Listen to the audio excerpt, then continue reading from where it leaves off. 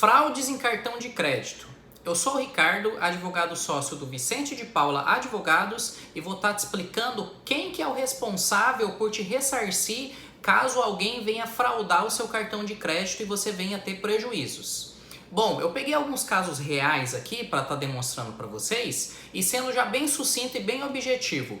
Quando ocorre esse tipo de fraude, a responsabilidade é da instituição financeira, do banco, né, em termos mais simplórios, tá bom? Então, no direito a gente fala que essa é uma responsabilidade objetiva, porque ela decorre do risco da atividade da instituição financeira, tá? Então é um plus, risco da atividade versus fortuito interno, que no caso é responsabilidade da instituição financeira de estar verificando as incongruências, verificando o que pode ser apropriado no caso em concreto para resolver o problema do cliente. Então ela fica com essa responsabilidade. Bom, eu separei alguns casos reais aqui e eu vou estar lendo de forma rápida para vocês entenderem como que funciona esse tipo de ação e como que vocês podem ser ressarcidos, tá joia? Até a questão da própria responsabilidade de quem deve comprovar ou não se o fato foi, se a fraude, né, o fato é a fraude, se ela foi cometida por terceiro ou não, tá? E a documentação exigida. Então vamos lá. Já de cara aqui, ó, a gente tem que destacar a súmula 479 do STJ. O que a súmula 479 fala? As instituições financeiras respondem objetivamente pelos danos gerados por fortuito interno relativo a fraudes e delitos praticados por terceiro no âmbito de operações bancárias, tá? Então vamos lá, os casos reais. O primeiro caso, responsabilidade civil. Ação de indenização por danos morais e materiais. A autora que recebeu pelo correio fatura de seu cartão de crédito e efetuou o respectivo pagamento. Posterior constatação de ter havido fraude na sua emissão, com redirecionamento do pagamento a terceiro estelionatário. Fatura fraudulenta em que constaram dados sigilosos da requerente, inclusive informações sobre os lançamentos das compras realizadas pela cliente. Falha na prestação de serviço da instituição financeira. Súmula 479 do STJ, mesmo que eu acabei de comentar. Dever dos demandados à instituição financeira de restituírem o valor desembolsado pela autora acrescido de dano moral. Nesse caso, o dano moral foi estipulado em R$7.000. Tá?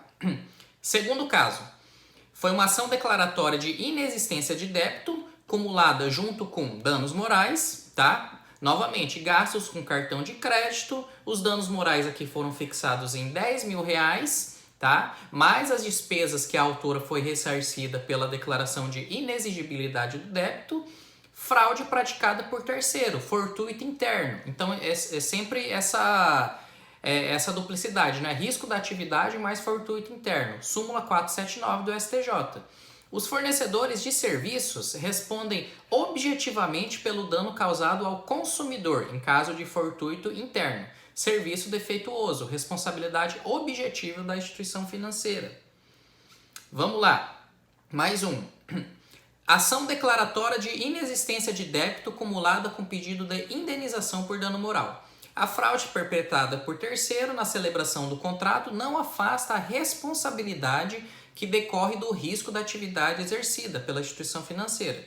A inclusão indevida em bancos de dados de órgão de proteção ao crédito gera dano moral indenizável. Tá? E vamos lá ao último exemplo aqui de fraude de terceiros. Fato do serviço, cartão de crédito, troca do chip do celular do autor pela operadora de forma fraudulenta para terceiros. Realização de operações com cartão de crédito virtual do cliente pelos criminosos. Dano material. Ficou apurado nos autos que o autor teve seu chip de telefonia celular trocado de forma indevida a terceiro, bem como a realização de operações em seu cartão de crédito de forma fraudulenta. Tá? Aqui, aquela questão que eu comentei, quem, em geral, em termos gerais, tá? Quem que fica responsável por verificar a parte de documentação e para passar as demonstrações, as comprovações, ó. Normalmente é a instituição financeira, tá? Com base no Código de Defesa do Consumidor, tá? A inversão do ônus da prova, tá? Como a ré não conseguiu comprovar a licitude das operações questionadas e não se poderia imputar ao cliente o ônus da realização de prova negativa, prova contra o próprio cliente, prevaleceu a tese de fraude. Ó, isso aqui que interessante também que eu deixei bem em destaque, ó, que o juiz ele levou bem em consideração essa questão. Ó. Além disso, os valores movimentados no cartão do autor num único dia correspondiam a praticamente o triplo do seu limite de crédito, evidenciando a falha na cadeia de prestação de serviço do consumidor. Com isso, a declaração de inexigibilidade se impunha.